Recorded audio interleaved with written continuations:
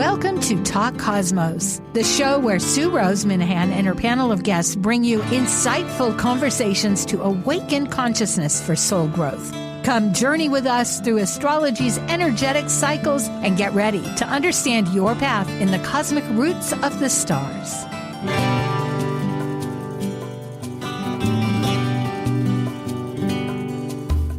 Hello, I'm Sue Minahan, Talk Cosmos, and today is May 25th.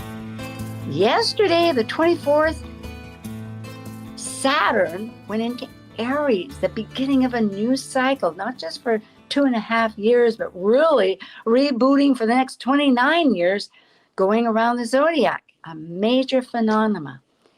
And I might say it's also conjunct Neptune, the two of them, these big outer planet forces. More on that always. But for tomorrow, it will be the new moon in Gemini. And Gemini is communication. It is connections. It is how we think, how we operate on our day-to-day travels and whatnot, and a lot more. And we'll find out about that. It's a great time to start your intentions. And we are now ready for my wonderful panel, Archetypal Symbols. Synthesizing the new moon consciousness through archetypal Sabian symbols, numerology, lunar mansions, tarot, and astrology, all together illuminating a new moon vision story. This is your Archetypal Symbols panel.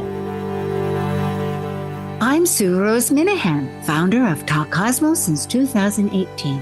I'm an evolutionary astrologer, consultant, speaker, writer, vibrational astrology student, Dwarf Planet University graduate, Kepler Astrology Toastmasters Club charter member. I have a fine arts music degree plus a certificate in jazz. I'm an artist, musician, and certified color energy life coach. Especially, I love mythology and esoteric philosophies. I'm Elizabeth Liz Machette, a professional astrologer, intuitive, numerologist, and tarot reader. I'm a certified sacred healing counselor, providing nurturing, in-depth consultations for individuals and couples. I'm an author, blogger, speaker, and international Reiki master and teacher. I create safe space in which to explore the deeper patterns of your life, to clarify your current circumstances and help you find your best path forward. And I'm Justin Elsie, an archetypal Jyotish astrologer, yoga and meditation teacher, and author. I combine both Western ancient astrology and modern psychological astrology with Eastern Vedic astrology, and I specialize in predictive, electoral, and karmic astrology for individuals and couples. I also do in-depth astrological research into arcane astrological concepts, focusing on the mystical, occult side of astrology. Eleanor Roosevelt once said, "Yesterday is history, tomorrow is a mystery, and today is a gift." And that's why it's called the present. Okay, hello. Hi, Liz. Hi, Justin. Hi. It's so great to be with both of you today.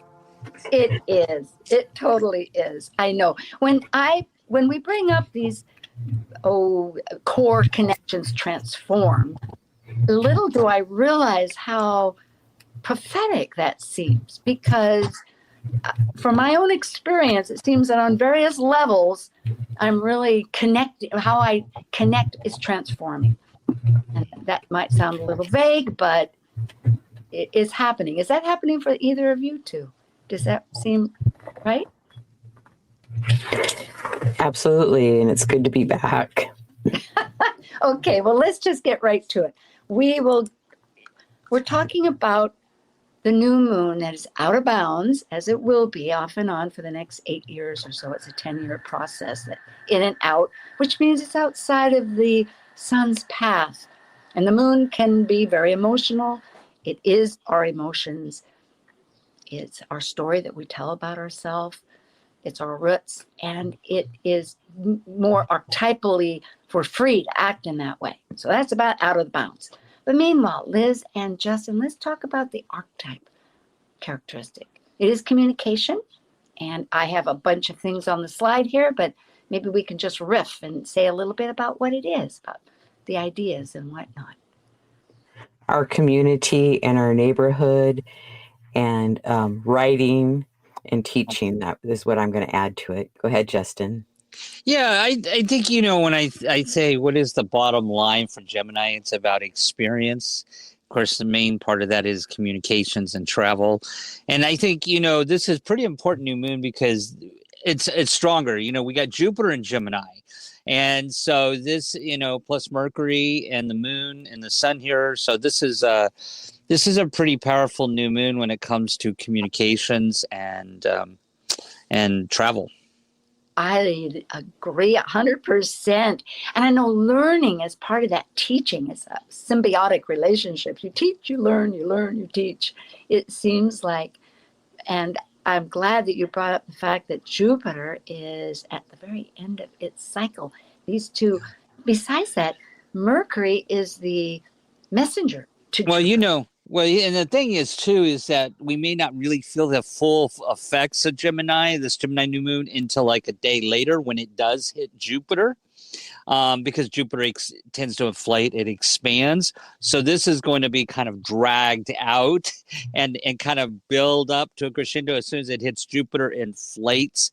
So 2 good days of really great ideas. And I would just say, brainstorming, writing, ideas.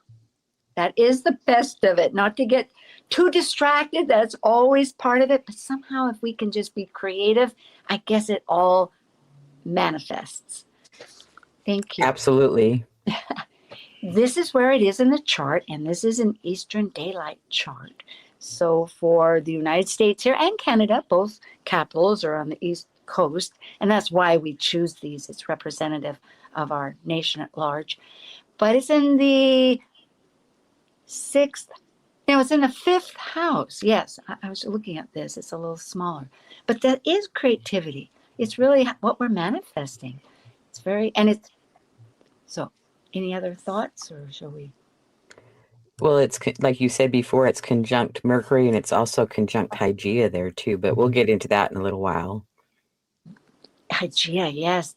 And for purity and health, I think toxins too. Would you say, Justin and Liz, that if you're not healthy, then it would be your toxins, so you need to be careful of that. But health in general, yes?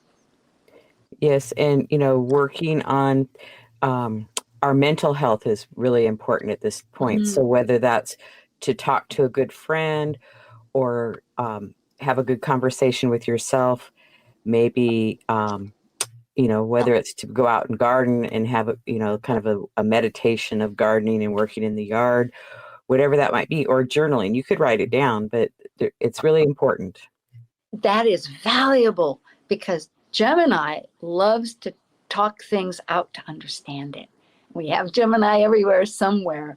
And so that is so valuable. Yes, rather than keep it within. And if you do, put it on paper. Yep. We have rearranged this. I've rearranged this. And the Sabians are astrology. They were based on astrology, every single degree. Elsie Wheeler in 1925 is spiritualist, along with the astrologer Mar Edmund Jones, created this metaphysical imagery that is spiritually based. And so we use 3 to present a story, the degree before, the degree, and the one next. Those will be for the Eastern times. The ascendant is 12 degrees Capricorn, so it's going to be a degree 11 to 13. The MC is in Scorpio, it's 5 degrees, so it'll be 4 to 6. And in the new moon, of course, it's 6 degrees. Gemini is going to be 5 to 7. And why I put Taurus is not right. Mistakes, maybe we learn more. It is in Gemini. So we'll begin here. I'll just read the first one for past, and then we'll integrate it for those folks. But it is in Capricorn, so 11 would be a large group of pheasant on a private estate. And Mar Edmund Jones did 3 parts, a keynote, which is a little bit long here.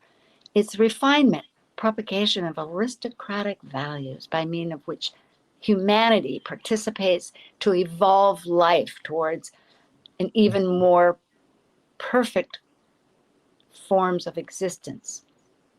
think I typed that wrong. But basically, it's aristocratic, which is a cultural process, taking the wild and improving on it for right or wrong. But it's a cultural process that we're doing, and that's what we came from. And then where we're at now is Capricorn 12. An illustrated lecture on natural science reveals little known aspects of life. And the keynote is ability to explore unfamiliar realms and discover the law underlying the complex process of nature. And the key word is exploitation.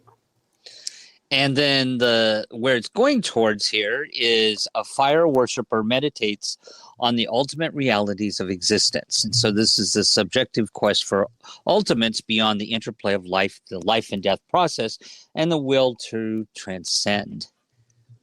So let's look at the three of these a little bit, and then we can move on to so this is how we're operating as we operate and in the world at large. And it is a very structured way, Capricorn. However, what would you take? Is there kind of a storyline here and a thumbnail? Well, this is what I get out of it. So we're looking at the ascendant here. So this is how we're moving into this event of the new moon, and this is kind of where we're at probably right now, or how we're showing ourselves. So I think for me, this really, because it's Capricorn, it's really, we're trying to find some elements of stability in life, and we're evaluating our existence here with this. And I think that's part of it. It's about exploring more the structure of where we're at right now is kind of where, to me, this gets. What do you all think?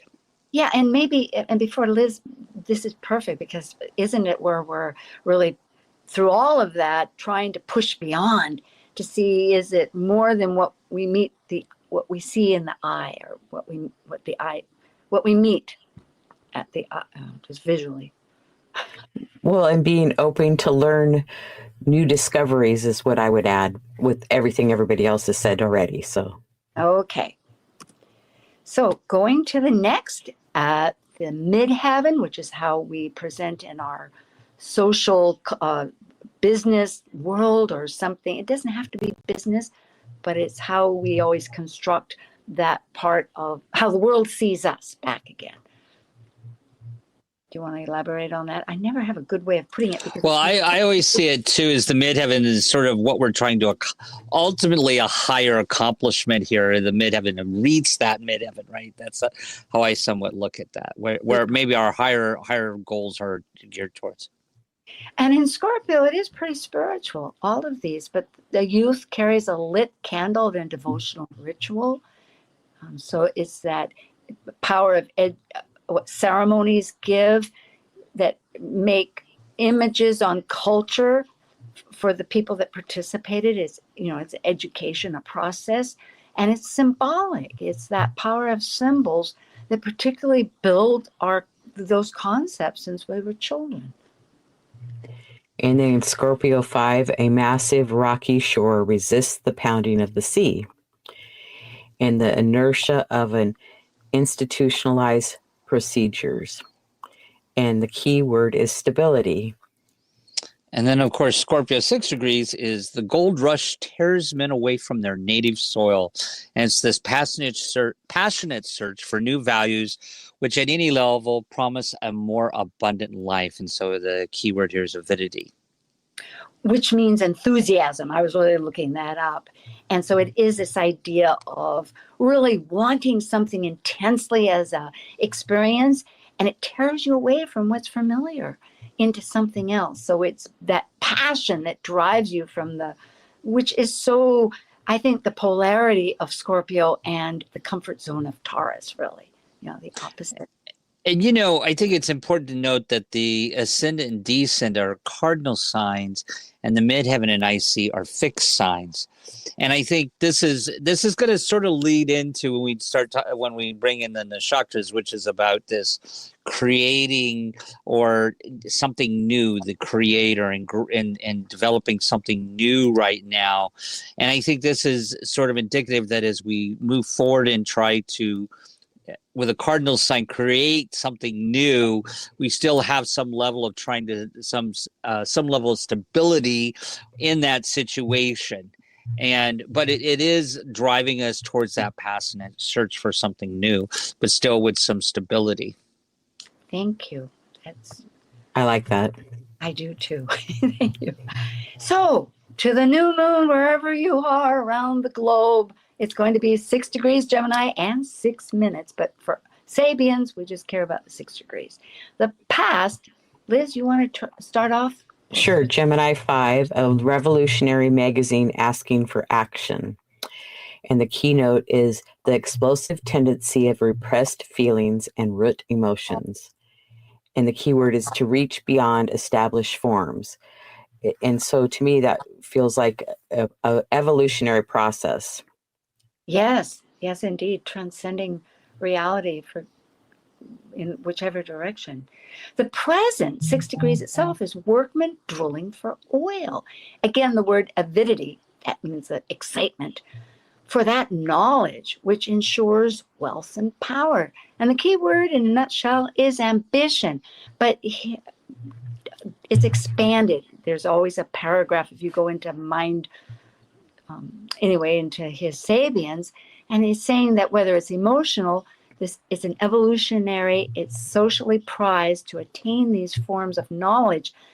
And I suppose because it's drilling for oil, that there can be a pollution of consciousness, in which I think I would like to hear some feedback once we complete this little series of the 3. Go ahead, Joe. Yeah, and then of course what we're moving towards here, the Sabian symbol is a well with bucket and rope under the shade of majestic trees, and here we've got man's primordial faith, excuse me, in the hidden sustaining power of life, and as we move forward, it's about a fundamental trust and cooperation with life, that whatever we put out, we will get some return on what we're putting out there to the universe.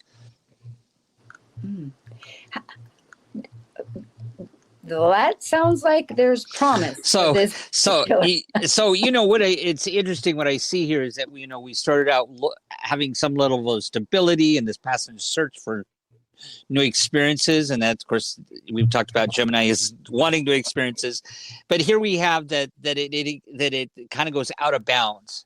It reaches beyond established norms or forms.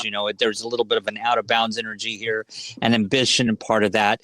But at the same time, it's saying that whatever we're wanting to start new right now or experience it new, that we got to believe in it. I think a fundamental trust and cooperation with the universe. Be curious what you all think about that. Well, I agree with that. And when you're just beginning something, there's a lot of adjustments that take place. And so be okay with the changes that would take place and continue on. Yeah, what comes to mind listening to what you've said is that, of course, we must recognize that we have roots that have stability, and that may be a platform, but yet to bridge ahead, that there is this transcendence and to reach out. So that's and to trust. I like that. That's inspiring. Mm-hmm. Well, the next one we are doing again is with Justin, and it's the Jyotish lunar mansions. Actually, I think it's in the chakras. Yeah, so in Jyotish astrology, we look at the lunar mansions, the nakshatras, and these are the fixed stars and myths around the fixed stars and concepts as the moon goes through these areas or constellations of the sky. And for this particular moon, Chandra is the moon in Sanskrit. The nakshatra is Rohini, and it's in the first pada, which is ruled. The first pada is always ruled by a fire sign. And in this case, it's Aries. So this moon has a little bit of an Aries feel to it because the Navamsa is Aries. And the key word here is passion. And this is the star of ascent. And the ruling deity is Brahma, which is the creator. and the ruling planet is the moon. The symbol is the chariot, and the basis above and below is the plants and the waters. And so basically the Shakti power for this new moon is the power to create and make things grow. And this is what I was saying earlier on, that we were going to see this theme really relate to the Sabian symbols, that we're wanting to have something new to grow, to create and grow right now. So this is a great time to create and grow something from that Gemini perspective. This helps so much because, yes, when it comes with the moon, I mean, both Eastern and Western here, which is the Vedic of India, is really supporting this out of bounds moon, passion, and to create and to expand, just as we finished with the Sabians. It's paralleling this. I just find this very inspiring to understand. And in the Northern Hemisphere, it's the perfect time to be working with the plants and growing things. So, yes, indeed. That's right. It is spring here. It's always. And the chariot, is that because it's traveling? We have a little time here, and both Liz and I love learning about this. And Justin is our specialist, and so we kind of tweak his brain. But with the chariot, is that because it's traveling, a chariot? It's more about beginnings. It's about beginnings and the movement of the energy towards that. And I think this has really helped because the Navamsa, this is an Aries field to it, that I feel like this really again highlights the Saturn ingress into Aries at the 0 degrees, and of course the Neptune at the 1 degrees. That this is going to be a little bit of a crazy power. This is a crazy moon, so people are going to be acting a little crazy. Gemini energy is a little crazy anyway. We all have it in our charts, but this is going to be a little bit of a crazy moon with a fiery strong air and fire energy to it. Yeah. Well, and it's out of bounds too, so that just kind of compounds the situation a little bit more. So be cautious and take a breath from time to time. Great time to create, though. Great time to create, because Aries is always about that entrepreneurial energy, starting new things. So this is a really great time to start new things. That's what I was thinking. And for intentions, because the new moon exactly is always intentions. And you want to wait a little bit before, so the light comes on in the sky. In fact, go out and see the sky. Well, if you can, if it's not cloudy, which it seems to be at this time of year a lot. But still, if you look on your astrology, you'll see when it's a crescent, or you'll see when it's, going along. And it's particularly if it's still in Gemini, because it's early Gemini. It's 6 degrees. So throughout the day or the next day, it'll still be in Gemini. Okay, well, now we will talk a little bit about numerology. And for this, there's the 2. We're going to do 6 degrees, which happens to be the new moon, and also for Mercury, which is also in Gemini, which is 2. So it's a combination. And I could read what it says here, but it is, because it's 6, it's a nurturing, healing, an unconditional love. I'm not really sure how that comes into it, to be honest. I know that with 6, we're going to go to Tarot, which is the lovers, but maybe because it's sort of Libra or something. Liz, you can explain that more. Sure. Well, to me, 6 is a number around family. There's usually births, weddings, deaths. There's a lot of energy associated with your family with the 6, and I always think of it has a certain amount of responsibility. What would you say, Justin? I was just about ready to say that. That is actually one of the major keywords for the 6 is responsibility. Thank you. Is service, work, and responsibility. Thanks, Liz. I was born June 6th. Yeah, I often think about that with the numbers, but excellent. Yeah, so I agree with Liz. That's definitely the key word there. Good. Well, our folks listening might, some know and some don't, but it's nice to know, why is this happening? So that's beautiful. And with partnership and duality, it really supports it, because if you have a responsibility, it's not just to yourself, it's often with other people or with whatever you're working with, whether it's your career. And as we know, this new moon is inspiring new ideas to transcend. And so therefore there's a responsibility that we want to project or to plan or to be, make it work. Absolutely. And for those that don't know, Mercury is the ruling planet of Gemini. You do have it written here, but just for those that, to make sure that that's clear, that's why you chose to add Mercury and the number that it's at too. So, and it's a very yin number, the 2. Which is can I also say that 5 is also somewhat associated with Gemini as well, because it can also be very chaotic and always liking to know this and liking to know that. It's a lot of change happening with Gemini there. There's a really strong 5 energy with Gemini.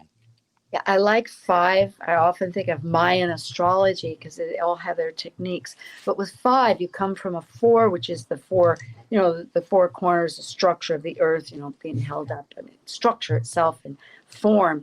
And then 5 brings in spirit, which throws everything around. But because Gemini does think out of the box. Well, it's a trickster in a one way, and that's not that it's always meant to be the trickster, but life sometimes gives us a twist, a different direction than what we thought we had, because it's a collaborative thing with spirit. And okay, shall we go on with we'll finish here with the tarot. Yes. Liz, go ahead. So the tarot correspondence, we have 2 major arcana cards here. The 6th trump card, the Lovers, is associated with the sign Gemini.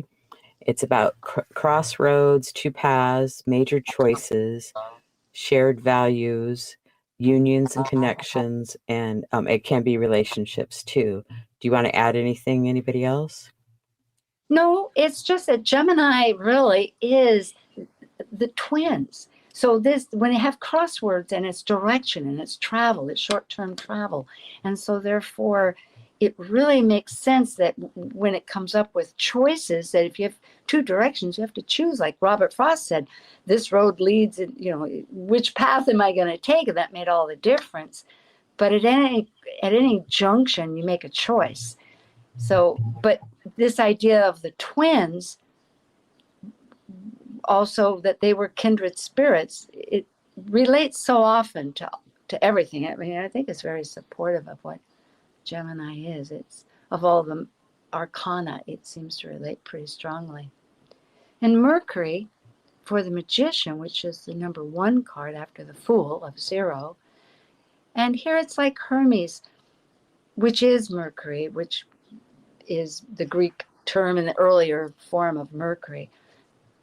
But connect as above, so below, is that we reflect the universe, that the spiritual and the physical are in a relationship. And just like the twins, one was Castor, one was Pollux, one was mortal, one was immortal. There's so many ways to go on and on to understand this. Justin and Liz? I would just say the resourcefulness and the skills and the tools to work with are very important here. Goody. And you added psychic powers, or together we put that in. Very good, which it is. It's because it's reaching between spirit and matter.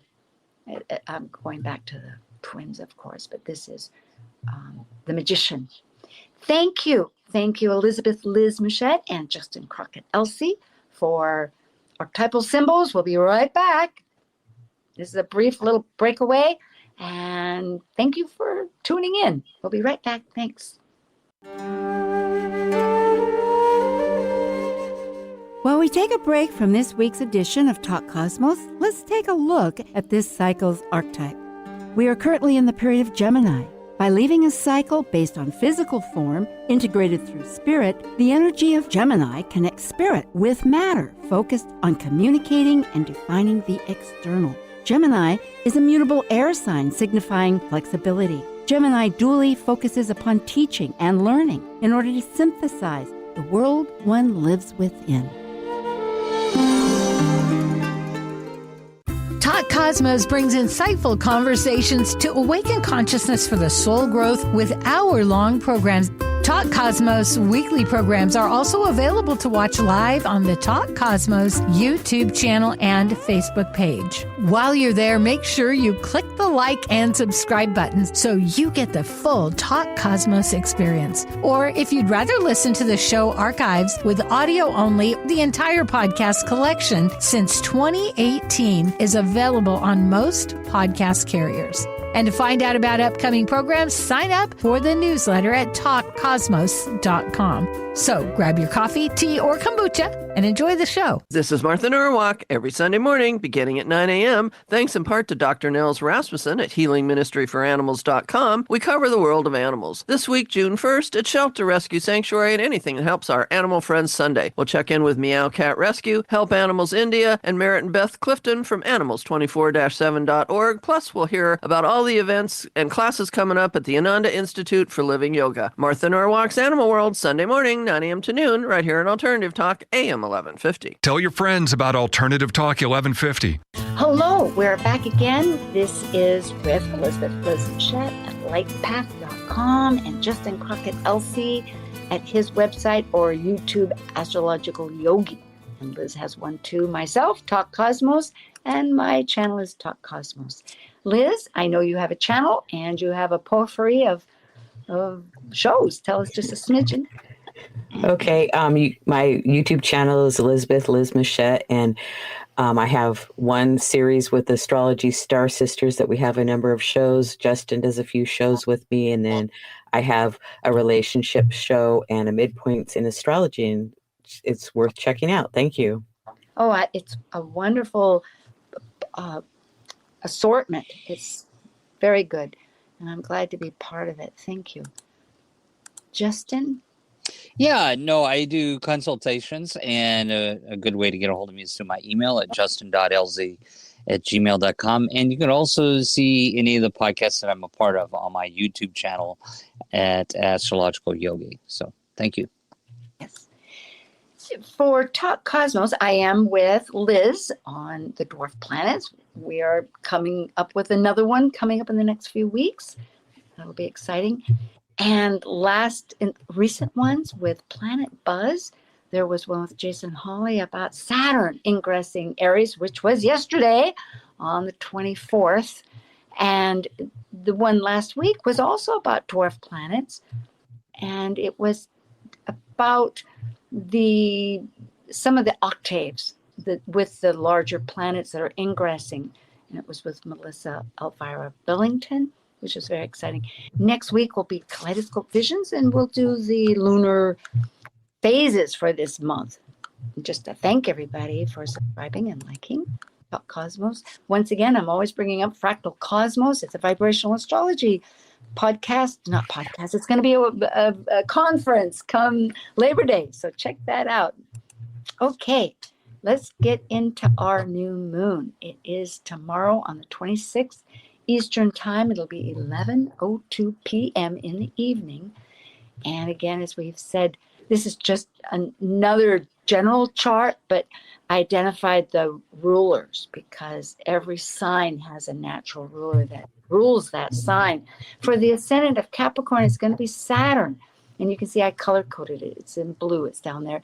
0 degrees Aries, which is as of yesterday, which is distinctly different. Your Capricorn, how it's going to be responding now since as of previous, because Aries is a whole nother energy of starts instead of the whole picture of oneness, the womb of existence, of Pisces that wants to disintegrate things.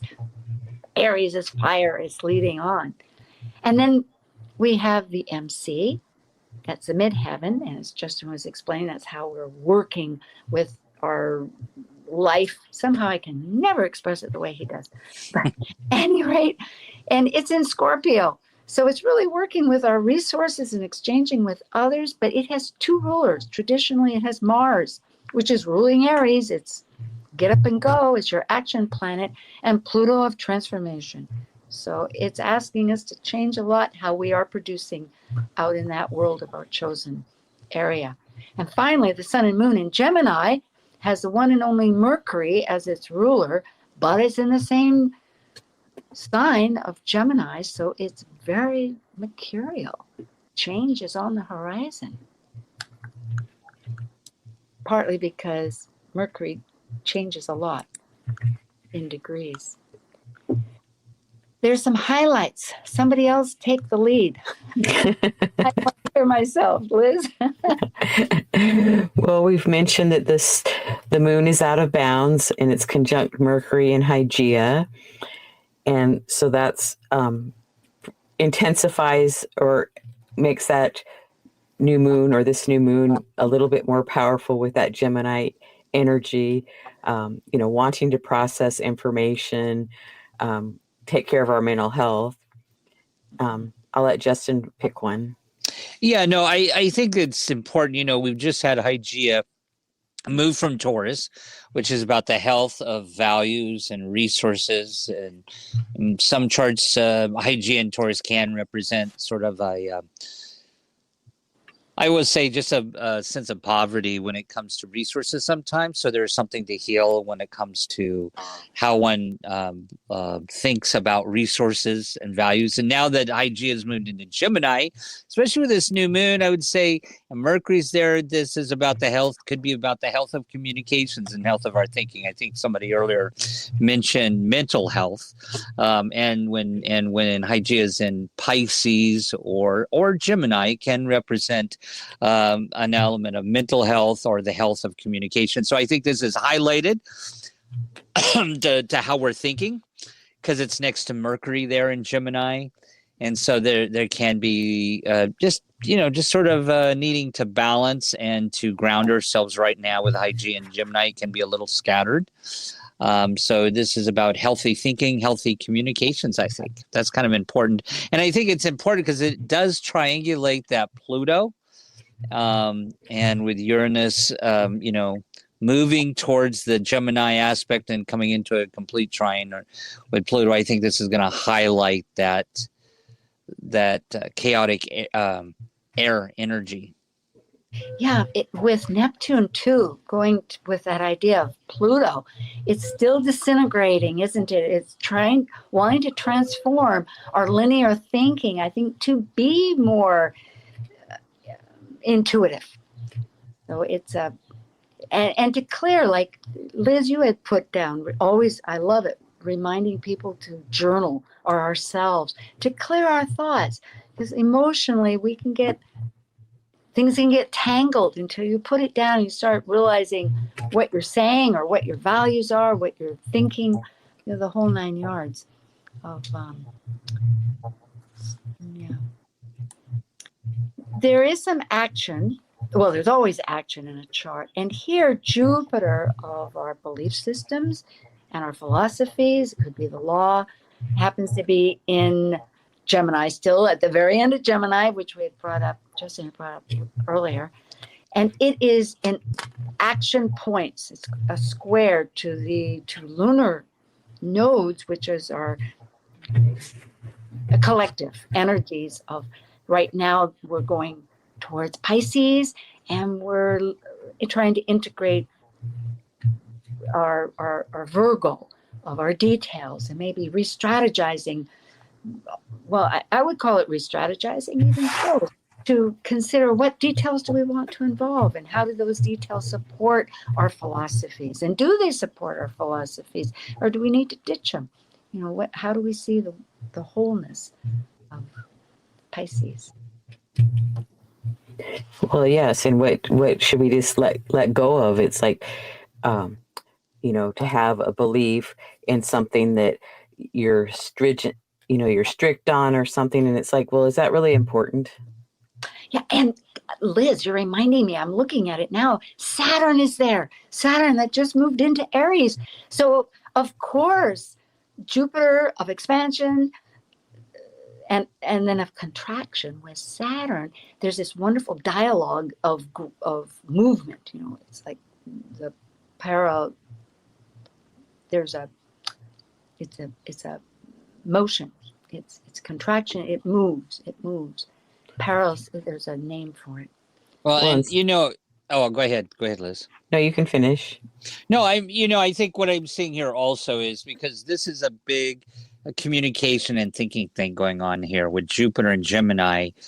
And, we got Mercury in Gemini, Hygeia in Gemini, New Moon, all in Gemini. There's a big communication thing going on here and thinking, because Gemini is a mental sign.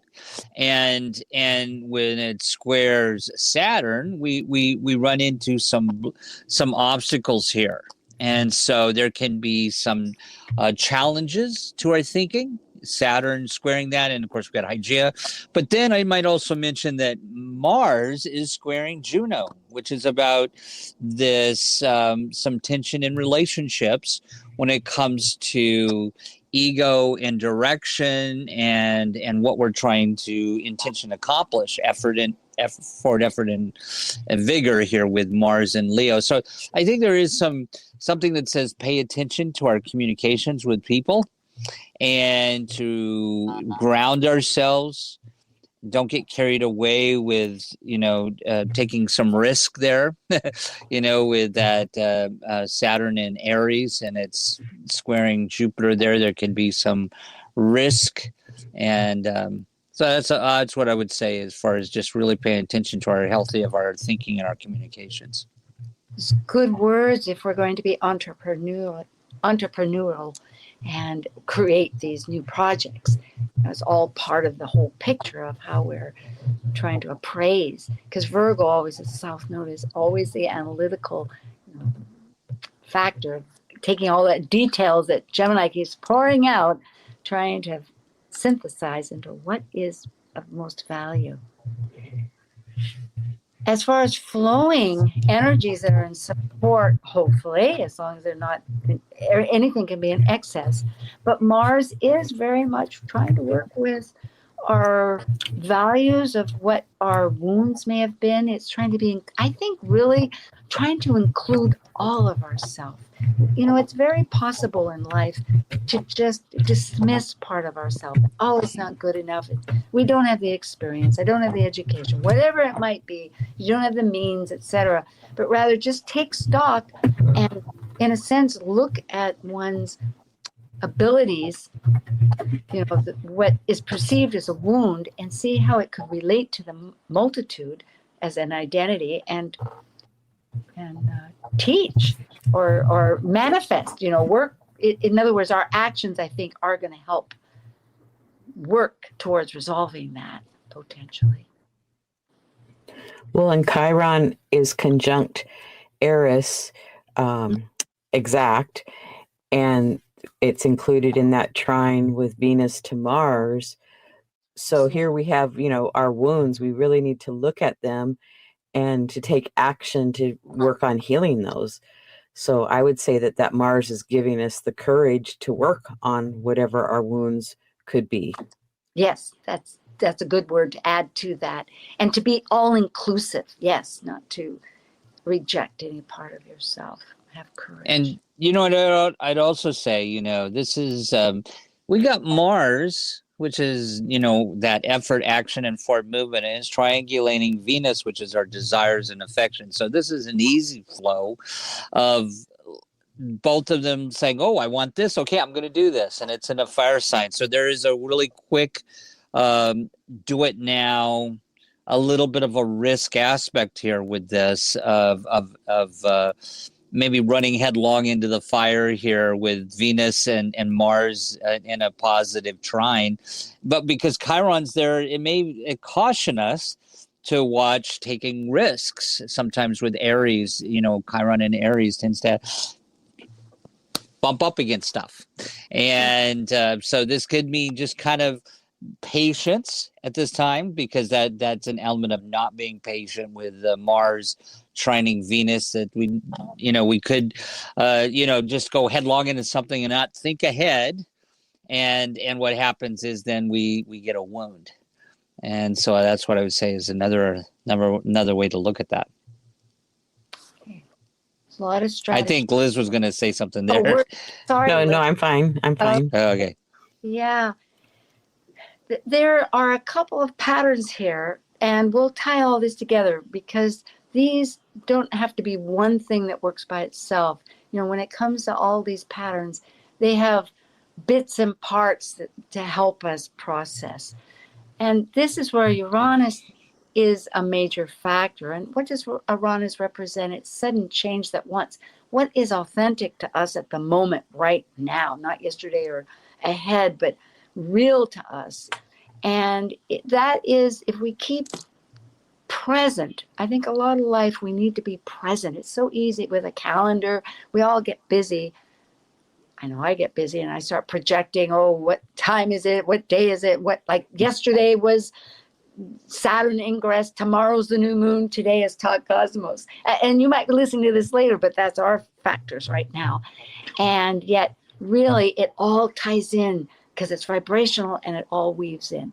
What I'm getting at is that Uranus here is working as the activity resolution point, and it is in Taurus at the very end, happens to be right on my Mars, come to think of it, and it's working with between the nodes, North Node and South Node, and that's with Virgo and Pisces. Once again, we're back to what details and what's the big picture.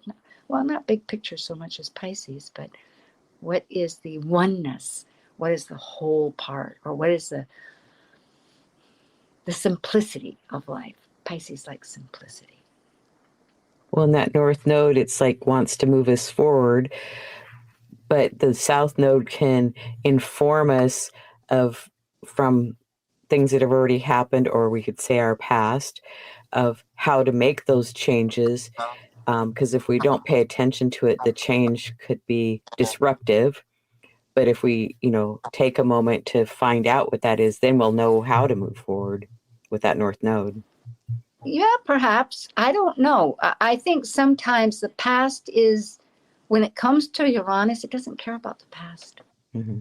Vibrational astrology says it only cares about now and what is real right this second. So yes, generally speaking, we're humans with a memory. Of course, we're going to have a past, but we have a chance to evaluate that. That's what Virgo does. Is that really supporting me or not? It may be what I was used to, but for instance, I just threw out, somebody was giving away furniture, and I totally our little environment is probably very mercurial here, even though it's supposed to be your home. It's where we are a lot. It's totally revolutionized. Anyway, any other thoughts? There's another grand trine and a kite to talk about, and that's with Chiron again. So again, I guess we're working to heal, yes, our wounds. Yes, absolutely. It's like, I would say that this is a really good time to be healing some of our wounds, and talking or writing or meditating is going to be one way to direct that. Yeah, and I would say just one thing about that, if I may, on the prior slide. I think one in that point of Thales, which is about a completion of a cycle there. I think Uranus is, it's driving the change, but it's helping us because it's triangulating the South Node in Virgo, which is really about discernment and improving something. I think you can't accomplish the North Node in Pisces ultimately unless you pay attention to where you've come from, the past. And I think it's a balance there between where we come from, where we're going to, and Uranus is driving the change. And that opposition between Virgo and Pisces is about what's true and what's not true, and discernment and logic and reasoning versus imagination and fantasy. And I think it's a really good. I think that's a really good completion of a full cycle there. But I think anything we want to change right now, let's be discerning about where we've come from and where we want to go. I think you're in agreement. That sounds good.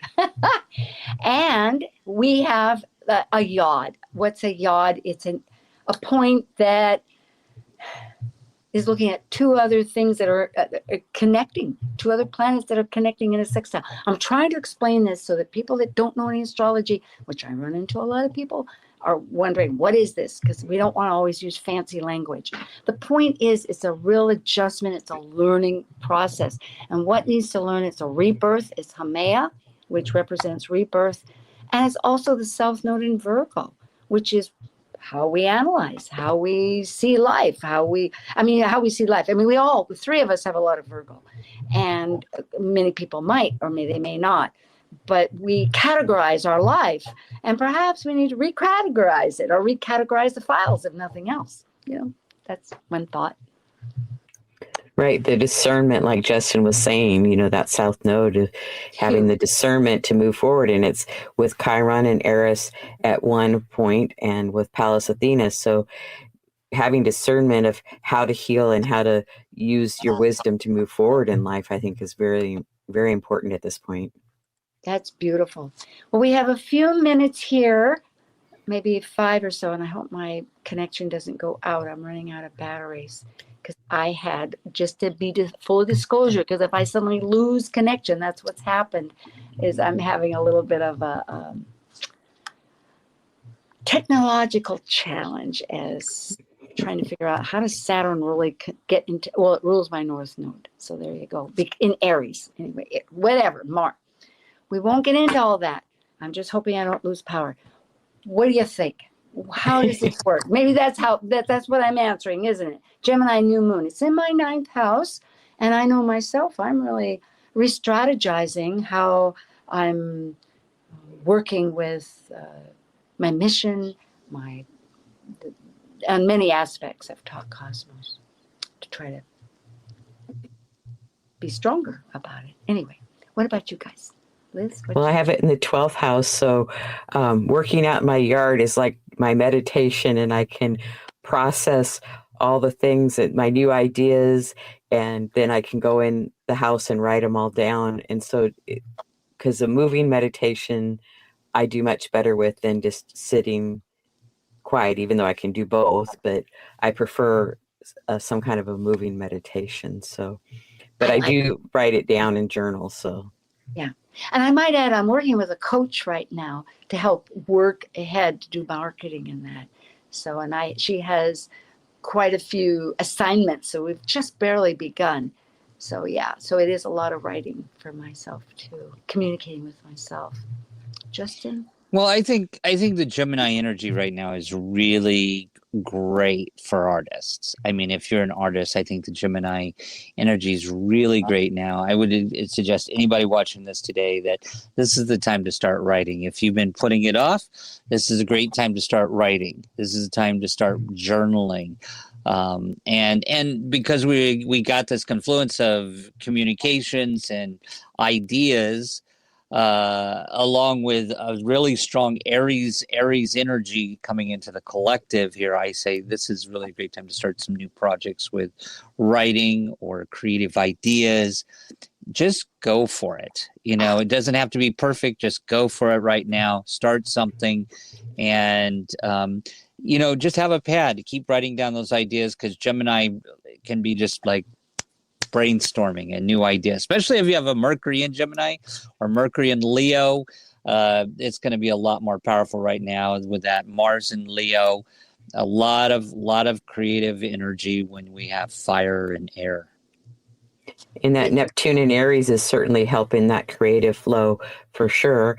And I would use the Saturn to write it down, that structure of getting it down on paper.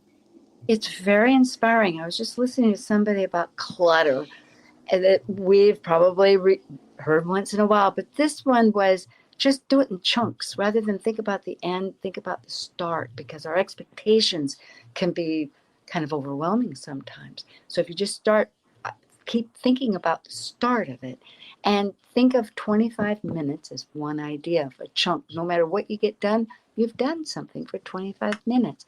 But it's that continuity every day, best you can. And so writing a book, and I'm relating this because I have a book in mind, and I'm going to, this is a good reminder, do my 25 minutes. We'll see what happens. I know you're writing one too there, Justin. And Liz, I think you've got one in the back drawer too. Right. And I'm going to do what I call writing to do a mind dump when your brain gets full of things and you just need to clear the space. So I'm going to start that soon. I would also say, it's not just writing, but anything to do working with your hands. There's also a very strong sewing, knitting energy associated with Gemini and Aries as well, or weaving. So this weaving something together, whether it's ideas or thread, fabric, some type of movement of energy that brings a creative project together. Dance. Thank you both, Justin Crooked, Elsie, and Elizabeth Liz Machette. You do come up with very concrete inspirations. People, do your intentions, blessings, inspired, dance it through, get it down. Thank you very much. Great. See you next time. See you. Thank you, Sue. Thank you, Liz.